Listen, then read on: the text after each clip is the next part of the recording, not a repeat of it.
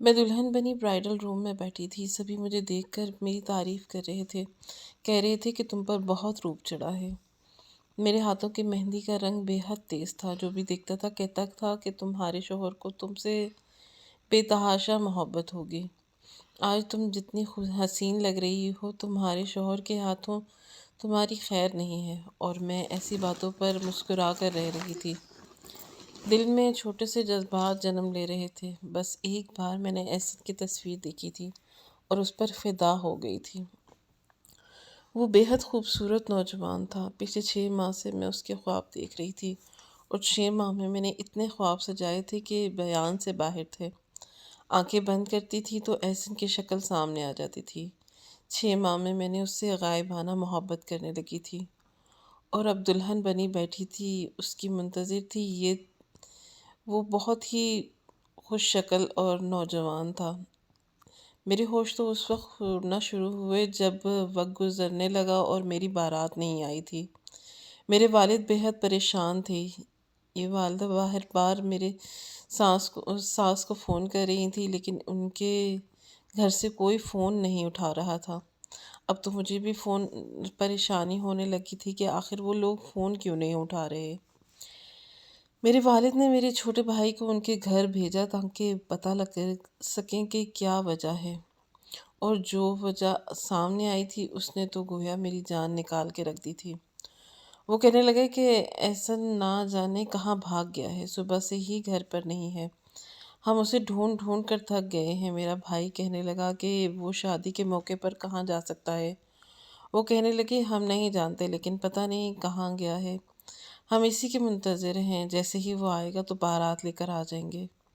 احسن کا چھوٹا بھائی کہنے لگا کہ بھائی تو اس رشتے پر راضی ہی نہیں تھے، اماں ابا نے زبردستی کیا تھا، اس لیے وہ بھاگ گئے، ہمیں نہیں لگتا تھا کہ وہ واپس آئیں گے۔ اس کا یہ کہنا تھا کہ اس کی اماں نے اسے گھور کے دیکھا تھا، لیکن میرا بھائی سمجھ گیا تھا کہ اب میری بارات کبھی نہیں آئے گی۔ جب یہ بات اس ہال میں پھیلی تو آ کر میرے والدین کو بتایا تو وہ لوگ وہیں پر دل پکڑ کر بیٹھ گئے۔ رونا دھونا مچ گیا، سب لوگوں نے چند گویا ہونے لگی اور منحوس کہنے لگے، اور کوئی لڑکے والوں کو برا بھلا کہنے لگا۔ جتنے ہم نے اپنی باتیں تھی، میرے والد کسی نے بھی بے تحاشا درد اٹھنے لگا تھا۔ یہ دیکھ کر میں برائڈل روم سے باہر آ گئی، اپنے والد کو سنبھالنے لگی، رونے لگے۔ مجھ سے 2 بڑی بہنیں تھیں، اپنے شوہروں کے ساتھ آئی تھیں، لیکن بجائے ان کے شوہر میرے والد کو سنبھالنے مجھے ہی برا بھلا کہہ رہے تھے۔ ایسی لڑکی کی کوئی عزت نہیں ہوتی، اس کی بارات واپس چلی جائے۔ الٹا میری بہنوں کو طعنے دینے لگے تھے کہ جیسے کہ سارا قصور میرا ہی ہو۔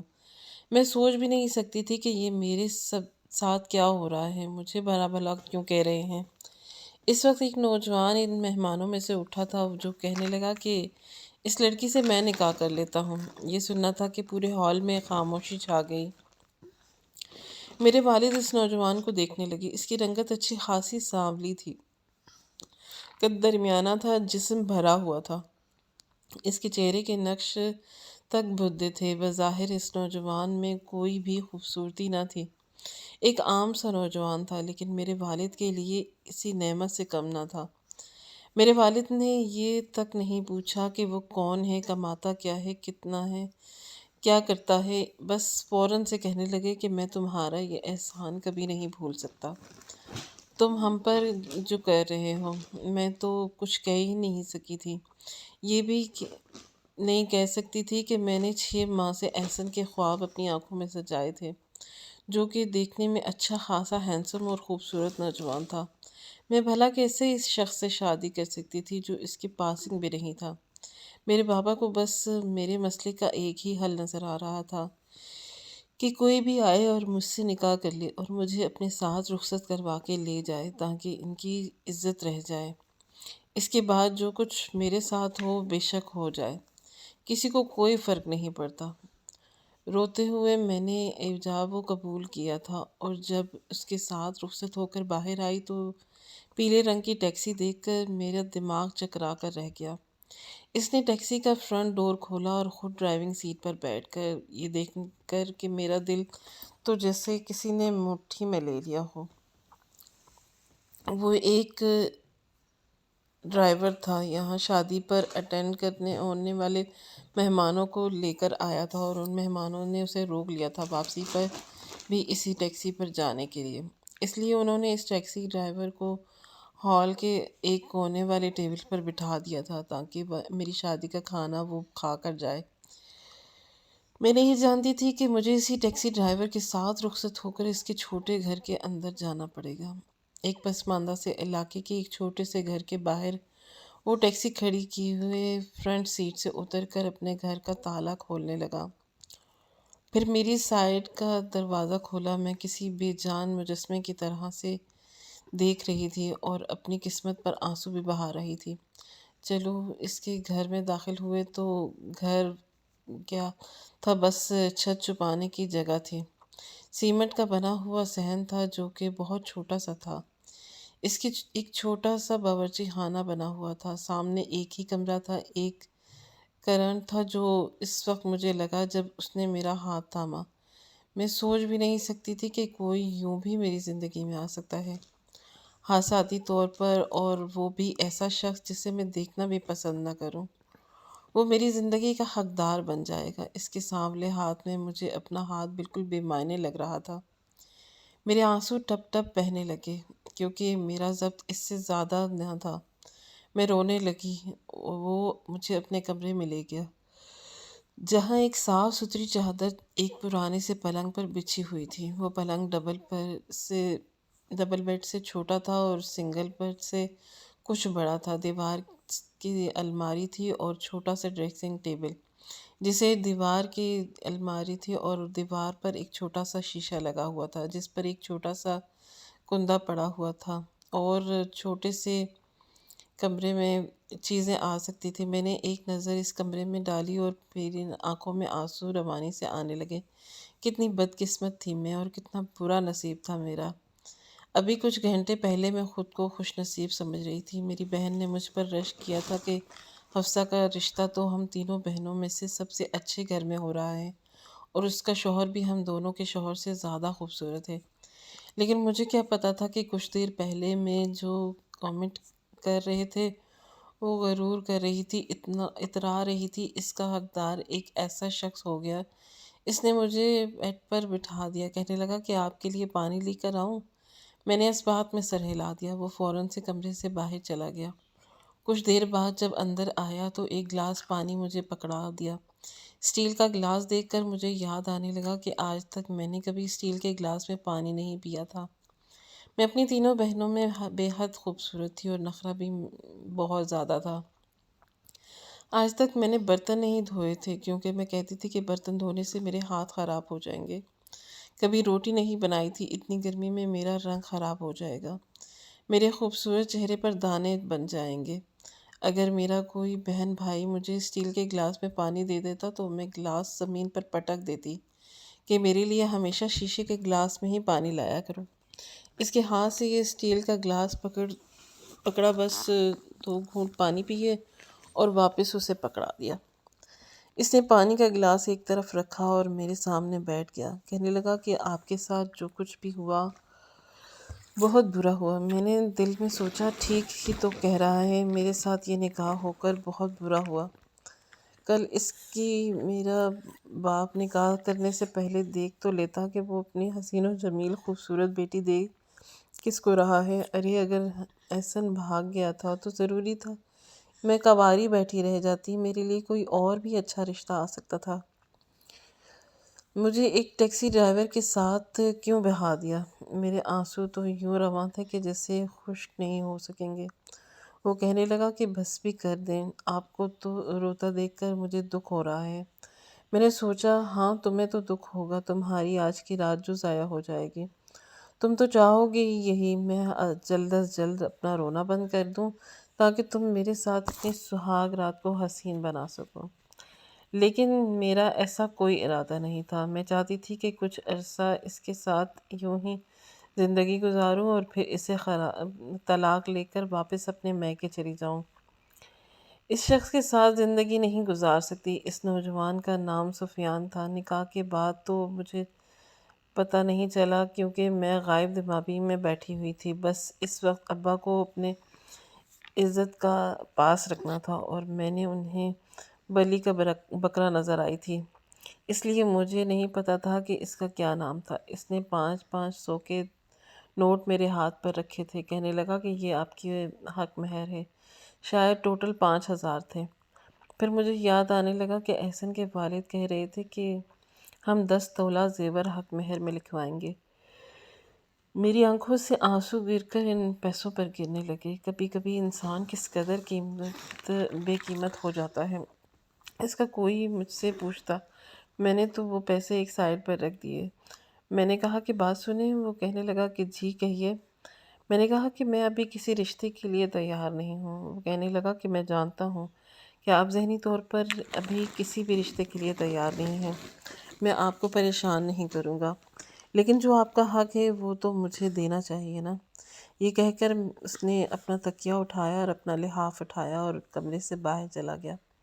فروری کا مہینہ تھا، اس لیے باہر گرمی نہیں تھی۔ میں بیڈ پر لیٹ گئی، لیکن اس عروسی لباس میں سونا میرے لیے آسان کام نہیں تھا۔ میں نے اپنے زیور اتار کے رکھے، پھر اپنا دوپٹہ اتار کر ایک طرف رکھ دیا۔ الماری کھول کر دیکھی تو وہاں پر صرف مردانہ کپڑے تھے، لیکن فی الحال میری مجبوری تھی۔ میں نے اس شخص کا ایک جوڑا نکالا اور وہ پہن لیا اور بیڈ پر لیٹ کر سو گئی۔ صبح فجر کی اذان مجھے سنائی دی تھی، لیکن میں یہ کہہ رہی ہوں کہ نیند میں نہیں آ رہی تھی۔ پھر ایسا لگا جیسے کوئی کمرے میں آیا ہو۔ میں نے اپنی آنکھیں بمشکل کھول کر دیکھے تو وہ شخص کمرے میں موجود واش روم میں وضو کر رہا تھا۔ اس کے بعد ایک نظر مجھے دیکھ کر جیب سے اپنی ٹوپی نکالی اور کمرے سے باہر نکل گیا۔ اب تو میں بھی جاگ چکی تھی، اس لیے سوچا کہ نماز بھی پڑھ لوں۔ میں نے اٹھ کر وضو کیا اور فجر کی نماز پڑھی، لیکن جیسے ہی دعا کے لیے ہاتھ اٹھائے تو سسکیوں سے رونے لگی کہ میں آخر میں میرا کون سا گناہ تھا جو میری شادی اس شخص سے ہو گئی جو مجھے ایک آنکھ نہیں اچھا لگ رہا۔ اس نوجوان میں کوئی بھی خوبی نہیں تھی اور میں نے تو ہمیشہ ایک خوبصورت نوجوان کے خواب اپنی آنکھوں میں سجائے تھے جو کہ بری طرح سے چکنا چور ہو گئے تھے، اور اس کی کرچیاں مجھے اپنی آنکھوں میں چبھتی ہوئی محسوس ہو رہی تھیں۔ صبح جب وہ ٹیکسی چلانے کے لیے باہر نکلنے لگا تو مجھ سے کہنے لگا کہ میں نے فریج میں کھانے پینے کا سب کچھ رکھ دیا ہے، آپ کو جو بھی بنانا ہو آپ بنا سکتی ہیں۔ میں خاموش ہو کر بیٹھ گئی تھی، اس کا چھوٹا سا گھر دیکھنے لگی۔ میرے ماں باپ نے تو مجھے پلٹ کر پوچھا بھی نہیں تھا کہ میں زندہ ہوں یا مر گئی ہوں۔ جب بھی اپنے گزشتہ زندگی کو یاد کرتی ہوں تو مجھے رونا آ جاتا تھا۔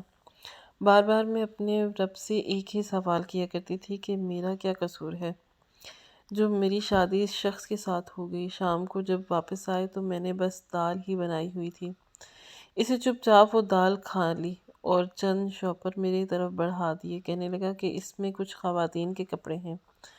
میں پہننے کے لیے مجھے زیادہ اندازہ نہیں تھا کہ اس لیے جو سمجھ میں آیا میں نے لے لیا۔ 2 دن سے آپ نے میرا لباس پہنا ہوا ہے اور اس حلیہ میں آپ کو باہر نہیں لے جا سکتا۔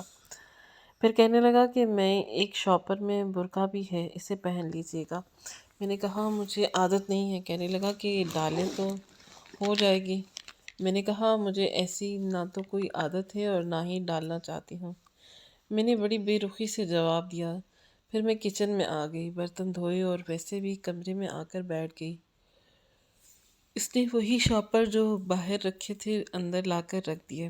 کہنے لگا کہ ان کپڑوں میں سے کوئی بھی ایک میرون کلر کا بھی جوڑا ہے، وہ پہن لیجیے گا۔ یہ سن کر میرا دل حلق میں آیا تھا۔ میں نے جیسے ہی وہ شاپر کھول کر دیکھا تو ایک ہلکا پھلکا سا فینسی سا جوڑا تھا جس کا کلر میرون تھا۔ اس کے ساتھ میرون چوڑیاں بھی تھیں، میرون کلر کی لپسٹک بھی تھی اور کچھ میک اپ بھی تھا۔ پھر میں نے اس کی طرف دیکھا تو وہ مسکرا رہا تھا، اس لیے کہ پورے جسم میں مجھے جھرجھری سے محسوس ہونے لگی۔ میں نے کہا کہ میں آپ کے ساتھ ایسا کوئی بھی رشتہ نہیں بنا سکتی۔ کہنے لگا کہ اب تو کافی دن گزر چکے ہیں۔ میں نے کہا کہ دیکھیں میری بات سنیں، مجھے اب پسند نہیں ہے، میں آپ سے محبت نہیں کرتی، جو کچھ ہوا وہ حادثاتی طور پر ہوا۔ تھا۔ وہ کہنے لگا کہ میں جانتا ہوں کہ سب کچھ ویسا نہیں ہوا جیسا کہ ہونا چاہیے تھا، لیکن ہو تو چکا ہے۔ آپ کو میرے بھی جذبات کا خیال رکھنا چاہیے۔ اور رہی محبت کی بات، تو محبت تو ہمیشہ شادی کے بعد ہی ہوتی ہے۔ آپ اسے پہن لیں، میں باہر آپ کا انتظار کر رہا ہوں۔ میں اس کے ساتھ ایسا کوئی بھی تعلق قائم نہیں کرنا چاہتی تھی۔ 1 گھنٹے بعد وہ کمرے میں آیا تو مجھے اس پرانے حلیے میں دیکھ کر وہ پاس آ کر بیٹھ گیا۔ کہنے لگا کہ آپ نے کپڑے کیوں نہیں بدلے؟ میں نے کہا کہ میں آپ سے محبت نہیں کرتی، آپ چاہیں تو مجھے چھوڑ سکتے ہیں۔ میرا یہ کہنا تھا کہ اس کے ماتھے پر بل پڑے تھے۔ بڑے غصے سے مجھے دیکھنے لگا، کہنے لگا کہ میں نے آپ کو اپنی عزت اس لیے نہیں بنایا تھا کہ آپ کو چھوڑ دوں۔ سب کے سامنے انسان چھوڑنے کے لیے نہیں اپناتا۔ میں نے کہا کہ میں آپ سے بہت پہلے ہی کہہ چکی ہوں کہ وہ ایک وقت مجبوری تھی۔ پلیز اس رشتے کو اپنے سر پر سوار مت کریں۔ میرا اور آپ کا کوئی جوڑ نہیں ہے۔ اتنا کوئی اچھی تعلیم یافتہ ہوں، نوکری کر کے اپنا گزارا کر سکتی ہوں۔ کہنے لگا کہ ٹھیک ہے، میں آپ کو وقت دے دیتا ہوں۔ کہ کتنا وقت چاہیے آپ کو؟ میں نے کہا کہ کچھ فیصلہ چاہیے تھا، دے سکتے ہیں تو بڑی نوازش ہوگی آپ کی۔ میری یہ بات سن کر وہ واپس باہر چلا گیا۔ اگلے روز میں صحن میں بیٹھی تھی، چائے پی رہی تھی، جب سامنے سے شش کی آواز آئی، مجھے سنائی دی۔ میں نے دیکھا تو ایک خوبصورت نوجوان سامنے چھت پر کھڑا مجھے اشارے کر رہا تھا۔ اپنی انگلی سے گول دائرہ بنا کر باقی کی انگلیاں کھڑے کر کے مجھے یہ بتانے کی کوشش کر رہا تھا کہ میں بے حد خوبصورت ہوں۔ میری اس وقت سمجھ آ گئی جب اس لڑکے نے ایک فلائنگ کس مجھے بھیجی، پھر اپنی آنکھ ونک کر کے مجھے دیکھنے لگا، مسکرانے لگا۔ حالات کہ یہ حرکت غیر اخلاقی تھی، لیکن وہ نوجوان کافی ہینڈسم قسم کا۔ پھر اشارے سے اس نے مجھے میرا فون نمبر مانگا۔ میں نے انگلیوں کے اشارے سے اسے فون نمبر بتا دیا۔ اسی وقت گھر کا دروازہ کھلا تھا۔ سفیان اندر داخل ہوا۔ اسے دیکھ کر میں کچھ نروس بھی ہو گئی تھی۔ وہ نوجوان بھی اپنی چھت سے نیچے اتر گیا۔ دوسری نظر سفیان نے اسی چھت پر ڈالی تھی۔ مجھ سے کہنے لگا کہ یہاں مت بیٹھا کریں، سامنے بہت ہی چھچورے قسم کے نوجوان رہتے ہیں، کام دھندہ کوئی ہے نہیں، محلے کی لڑکیوں کو پریشان کرتے ہیں۔ میں نے دل میں سوچا کہ جو بھی کرتے ہیں میرا تو وقت گزر ہی جائے گا، کم از کم شکل و صورت میں تو سفیان سے کئی درجے بہتر ہے۔ میں نے اب روز کا معمول بنا لیا تھا، جیسے ہی سفیان باہر جاتا اس لڑکے سے اشارے میں بات چیت کرنے لگتی۔ ایک بار تو رات کے وقت اس کا فون آ گیا، کہنے لگا، اور جب سے تمہیں دیکھا ہے میں تو تمہارے حسن کا دیوانہ ہو گیا ہوں۔ میں نے کہا کہ اچھا تم جانتے ہو میں کون؟ کہنے لگا کہ ہاں، مجھے پتہ ہے تم اس کالے سے بدصورت ڈرائیور کی بیوی ہو۔ پتہ نہیں کتنی خوبصورت کیسے مل گئی ہو، لیکن تمہارے ساتھ تو بہت ہی بڑی زیادتی ہو گئی۔ میں نے کہا یہ بات تو ہے، زیادتی تو میرے ساتھ ہوئی ہے، لیکن اب کیا ہو سکتا ہے؟ وہ کہنے لگا کہ تمہارے ساتھ بہت برا ہوا، لیکن کوئی بات نہیں، میں ہوں نا، تمہاری ہر خواہش پوری کر دوں گا۔ میں نے کہا کہ دیکھو، میں تم سے صرف فون کی حد تک تعلق رکھنا چاہتی ہوں، اس سے زیادہ اور کچھ نہیں، کیونکہ میں ایک شریف لڑکی ہوں۔ میری بات سن کر وہ ہنسنے لگا، کہنے لگا کہ ٹھیک ہے، ہم صرف بات چیت ہی کر اپنا تعلق رکھیں گے۔ میں نے بھی اس کی بات مان لی، کیونکہ اب مجھے اپنا دل تو لگانا تھا، اور اس ڈرائیور سے میں اپنا دل نہیں لگا سکتی تھی۔ میں نے اس لڑکے سے فون پر بات چیت کرنی شروع کر دی، اور میری بہت تعریفیں کرتا تھا، کہتا تھا کہ میں نے آج تک تم جیسی خوبصورت لڑکی نہیں دیکھی، اور میں اس کی تعریفیں سن کر بہت خوش ہوتی تھی۔ میرا شوہر ویسے بھی میرے کمرے میں نہیں سوتا تھا، باہر چارپائی پر جا کر لیٹ جاتا تھا۔ مجھے بس یہ کرنا ہوتا تھا کہ اس کے کپڑے پریس کرتے تھے اور اسے کھانا بنا کر دے دیتی تھی۔ نہ میں اس سے زیادہ بات چیت کرتی تھی اور نہ ہی اس کے قریب آتی تھی۔ زیادہ تر وہ لڑکا مجھ سے رات کو بات کرتا تھا، اس کا نام فہد تھا۔ نام بھی اچھا تھا۔ ایک بار کہنے لگا کہ میں تمہیں دیکھنا چاہتا ہوں۔ میں نے کہا کہ روز تو دیکھتے ہو۔ وہ کہنے لگا کہ ویسا نہیں، قریب سے۔ ایسا کرتے ہیں کسی ہوٹل یا ریسٹورنٹ میں ملتے ہیں۔ میں نے کہا کہ نہ بابا، مجھے بہت ڈر لگتا ہے۔ کہنے لگا کہ جب پیار کیا تو ڈرنا کیا، پھر اس بات کا کیا ہے کہ میں نے کہا کہ میں نے تم سے پیار نہیں کیا، بس باتیں کرتی ہوں۔ کہنے لگا کہ وہ بھی کرنے لگو گی؟ کہنے لگا کہ مجھ میں کیا کمی ہے، اچھا خاصا تو ہوں۔ میں نے کہا کہ ہاں، اچھے خاصی خوبصورت ہو، لیکن کماتے تو کچھ نہیں ہونا۔ یہی میری یہ بات سن کر وہ ہنسنے لگا۔ کہنے لگا کہ کیا فرق پڑتا ہے، تمہیں صرف خوبصورتی سے غرض ہونا چاہیے، اور وہ میرے پاس ہے۔ میں نے کہا کہ خالی پیٹ عشق اچھا نہیں لگتا۔ ہاں، اگر تم کچھ کرنے لگ جاؤ تو میں تمہارے بارے میں سوچ سکتی ہوں۔ کہنے لگا کہ ایک ڈرائیور کی بیوی ہو کے تمہارے اتنے نخرے۔ میں نے کہا کہ آج تک میں نے اسے اپنے قریب نہیں آنے دیا۔ میری یہ بات سن کر کہنے لگا کہ کیسے یقین کر لوں؟ میں نے کہا کہ میں تم سے کہہ تو رہی ہوں۔ کہنے لگا کہ تو ثبوت تو اس بات کا ہونا چاہیے۔ میں نے کہا کہ ایسا ثبوت تمہیں کیسے دے سکتی ہوں؟ پھر ہنسنے لگا۔ کہنے لگا کہ وہ بھی تم سے ایک دن لے لوں گا۔ میں نے کہا دیکھو، میں تم سے پہلے بھی کہہ چکی ہوں کہ میرے ساتھ حد میں رہ کر بات کیا کرو۔ کہنے لگا کہ محبت میں سب کچھ جائز ہے جانے من، لیکن میرا وعدہ ہے کٹی پتنگ کی طرح تم خود میرے پاس آؤ گی۔ میں نے کہا سوچ ہے تمہاری۔ کہنے لگا کہ دیکھ لیتے ہیں، مرد کی باتوں میں بڑی کشش ہوتی ہے، عورت کسی شمع کی طرح پگھلنے لگتی ہے، پھر نہیں دیکھتی کہ گناہ کیا ہے اور ثواب کیا ہے۔ میں نے کہا لیکن میں ایسی ہرگز نہیں ہوں۔ میری بات سن کر وہ ہنسنے لگا۔ کہنے لگا کہ اگر ایسی ہوتی تو اپنے شوہر کو کبھی بھی انکار نہ کرتی، اسے قبول کر لیتی، اپنی قسمت کا سمجھ کر اسے اپنا لیتی، یہ سمجھ لیتی کہ اللہ نے تمہارے لیے اسے ہی چنا ہے۔ لیکن تم نے ایسا نہیں کیا۔ کب تک تم خود کو ان خواہشات سے دور رکھ سکتی ہو؟ میں تمہارے اندر ایسی آگ لگا دوں گا کہ تم اس کسی پکے ہوئے پھل کی طرح میرے دامن میں آ کر گرو گی، اور خود مجھ سے کہو گی کہ فہد مجھے اپنی محبت سے سیراب کر دو۔ پتہ نہیں کیوں، لیکن مجھے اس کی یہ باتیں بڑی بری لگ رہی تھی۔ میں نے فون بند کر دیا۔ اگلے روز سفیان مجھ سے کہنے لگا کہ تیار رہنا، ہم کھانا کھانے کے لیے ایک ریسٹورنٹ میں جائیں گے۔ میں تیار ہو گئی۔ کافی دن سے باہر نہیں گئی تھی، اس لیے سوچا کہ کھانا کھانے میں تو کوئی حرج والی بات نہیں ہے۔ جس ریسٹورنٹ میں ہم کھانا کھانے کے لیے گئے تھے، وہاں پر لوگوں کو میں دیکھ رہا تھا۔ حالانکہ وہ ایک ٹیکسی ڈرائیور تھا، لیکن مجھے ایک اچھے ریسٹورنٹ کو لے کر گیا تھا۔ ایک کونے والے ٹیبل اس نے منتخب کیا تھا تاکہ میں آرام سے کھانا کھا سکوں۔ وہیں اس نے مجھے ایک باریک سونے کا چھلا بھی دیا تھا۔ کہنے لگا کہ یہ تمہاری رونمائی ہے، تحفہ سمجھ کر رکھ لو۔ بے شک وہ زیادہ قیمتی نہیں تھا، لیکن میں نے اس کا دل رکھنے کے لیے پہن لیا۔ کہنے لگا کہ بہت اچھی لگ رہی ہو۔ میں نے کہا بہت شکریہ۔ کھانے کا مینیو میں کارڈ میں نے اس کی طرف بڑھا دیا۔ میں نے کہا کہ تم اپنی حیثیت کے مطابق جو منگوا سکتے ہو منگوا لو۔ میرے لہجے میں اب بھی حقارت سی تھی۔ کہنے لگا کہ یہ دعوت میں تمہارے لیے کی ہے، جو چاہے منگوا لو۔ اس کی بات سن کر میں نے طنزیہ مسکراہٹ کے ساتھ اسے دیکھا۔ میں نے کہا کہ تم میری دعوت افورڈ نہیں کر سکتے۔ وہ کہنے لگا کہ تمہیں جو منگوانا ہے منگوا لو، میری جیب میں اس وقت اچھے خاصے پیسے ہیں، تو میں اس ریسٹورنٹ میں اسی لیے ہی لے کے آیا ہوں۔ تو کچھ سوچ کر ہلایا ہوں گا۔ شاید اس نے پچھلے 2-4 مہینے کی اپنی ساری جمع پونجی آج ہی اڑانی تھی۔ میں نے آرڈر کر دیا۔ کھانے میں نے خوب سیر ہو کر کھایا، کیونکہ سب چیزیں میری پسند کی تھی، لیکن آئس کریم کھاتے ہوئے تھوڑی سی آئس کریم میرے کپڑوں پر گر گئی۔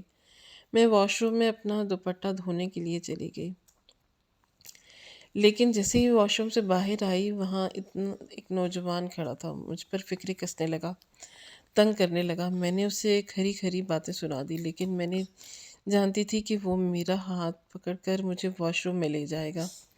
میں نے چلانا شروع کیا تو اس نے میرے منہ پر ہاتھ رکھ دیا اور واش روم میں ہی میرے ساتھ نازیبا حرکتیں کرنے لگا کہ اچانک سے واش روم کا دروازہ کھلا تو سامنے سفیان کھڑا تھا۔ یہ سب دیکھ کر اس کی آنکھوں میں تو جیسے خون سا اتر آیا تھا۔ وہ فوراً سے میرے پاس آیا اور اس لڑکے کو اس نے اتنا مارا کہ مار مار کر لہو لہان کر دیا۔ بہت سے لوگ وہاں جمع ہو گئے تھے، ریسٹورنٹ کا مینیجر تک آ گیا تھا۔ پھر اس نے اس لڑکے کو پولیس کے حوالے کر دیا۔ پہلی بار میں نے سفیان کو اتنے غصے میں دیکھا تھا۔ گھر آتے میں نے دیکھا کہ اس کا ہاتھ کافی زخمی ہو چکا تھا۔ اس لڑکے نے بھی سفیان کو مارا تھا۔ اس کے چہرے کے ہونٹ کے قریب زخم بھی تھا۔ پہلی بار مجھے اس کا احساس ہوا تھا۔ میں نے کہا کہ تمہیں کیا ضرورت تھی لڑکے کے کہنے کی؟ کہنے لگا کہ شکر کرو کہ میں نے اسے جان سے نہیں مار دیا۔ اگر وہاں کا عملہ اور مینیجر نہ پہنچتا تو وہ لڑکا میرے ہاتھ سے آج گیا تھا۔ میں نے کہا کہ اتنی محبت کرتے ہو مجھ سے؟ پتہ نہیں میں نے اسے کیا سننا چاہتی تھی اور کیوں سننا چاہتی تھی۔ کہنے لگا کہ تم میری عزت ہو، اور لعنت ہے ایسے مرد پر جو اپنی عزت پر کسی دوسرے کی گندی نظر ڈالے، اور لعنت ہے ایسی عورت پر جو اپنے شوہر کی ہوتے ہوئے بھی غیر مرد کے سامنے اپنے آپ کو 2 ٹکے کا کر کے پیش کر دے۔ کہنے کو مجھے نفرت ہے ایسی عورتوں سے۔ جلدی ہی عورت کا حسن کب، اور پھر زیادہ سے زیادہ جب اس کا شوہر اسے پیار اور محبت کی نظر سے دیکھتا ہے، جب وہ اپنے شوہر کے لیے آنکھوں ٹھنڈک بن جاتی ہے، تو وہ اللہ کی نظر میں بھی بہت بلند درجہ پا لیتی ہے۔ اور جو حسن اس کے شوہر کے علاوہ غیر مردوں کے لیے ہو، وہ اس کی گندگی کی طرح ہوتا ہے جس پر ہر مکھی آ کر منہ مارتی ہے۔ اور تم دیکھ سکتی ہو کہ ہمارے گلے ہمیشہ گلے سڑے پھلوں پر ہی مکھیوں کا جمکٹا ہوتا ہے۔ عورت کے حسن کی مثال بھی یہی ہے۔ اگر اس کے شوہر کے لیے مخصوص رہے تو کسی قیمتی اثاثے کی طرح ہے۔ اسی لیے میں برقع لے کر آیا تھا۔ اگر تم پہنو گی تو مجھے اچھا لگے گا، تم خود کو بھی محفوظ سمجھو گی۔ یہ کہہ کر وہ کمرے سے باہر چلا گیا۔ آج پھر سے فہد کی کال آئی تھی، لیکن مجھ سے اس سے بات نہیں ہو پائی کیونکہ سفیان کی باتیں میرے کانوں میں گونج رہی تھی۔ مجھے اپنا آپ بہت چھوٹا سا محسوس ہو رہا تھا۔ میں نے فون پر فہد سے بہت سی لڑائی شروع کر دی، اسے اچھی خاصی باتیں سنا دیں اور فون بند کر دیا۔ میں نے کہا کہ اگر دوبارہ تم نے کال کی تو اپنے شوہر کو بتا دوں گی، وہ تمہاری ٹانگیں توڑ دے گا۔ اس کے بعد مجھے فہد کی کوئی کال نہیں آئی۔ آج میں خوب تیار ہوئی تھی، سفیان کی پسند کا کھانا بھی بنایا تھا، کیونکہ میں اتنی بھی بری نہیں تھی کہ خود کو 2 ٹکے کا کر لیتی۔ اس لیے سوچا کہ اب میں آپ کو نایاب کر لوں، اس کی ہو جاؤں جس نے مجھے عزت دی ہے، بھری برادری میں میرا مان رکھا۔ سفیان میرے لیے اس وقت ہر حسین مرد سے زیادہ خوبصورت تھا۔ شاید انسان کی نظر سامنے والے کو خوبصورت اور بدصورت بناتی ہے، ورنہ اللہ کا بنایا ہوا بندہ خوبصورت ہی ہوتا ہے۔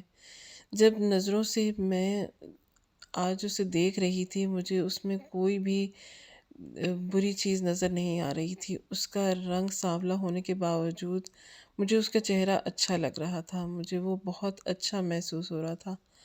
آج جن نظروں سے وہ مجھے نواز رہا تھا، اس کی نظروں میں ہی مجھے اپنا آپ سیراب ہوتا ہوا محسوس ہو رہا تھا۔ وہ میرے لیے پھولوں کے گجرے بھی لے کر آیا تھا۔ میں نے مسکرا کر اپنی کلائیوں میں پہن لیے تھے، پھر اپنی کلائی کی اس کی طرف بڑھاتے ہوئے مجھے حیرت دیکھنے لگا۔ میں نے کہا کہ میں قیمتی ہونا چاہتی ہوں، آپ مجھے انمول کر دیں۔ میرے سوال پر اس نے میرا ہاتھ تھام کر اپنے لبوں پر لگا لیا۔ سفیان کی محبت نے مجھے یکسر بدل کر رکھ دیا تھا۔ میں 5 وقت کی نماز پابندی سے پڑھنے لگی تھی، کیونکہ سفیان بھی نماز کا عادی تھا۔ میں پردہ کرنے لگی تھی کیونکہ سفیان کو پسند ہے۔ اس کی محبت میں میں اس کے ساتھ رنگ برنگے خواب دیکھنے لگی تھی۔ مجھے پتہ ہی نہیں چلا کہ پاکیزہ رشتے کی کشش کبھی ختم نہیں ہوتی، ہمیشہ قائم رہتی ہے، اور گناہ کے بعد انسان کو خود پر گناہ کا بوجھ ہمیشہ محسوس ہوتا رہتا ہے۔ میں اب خود کو خوش نصیب سمجھتی ہوں کہ مجھے سفیان جیسا شوہر ملا۔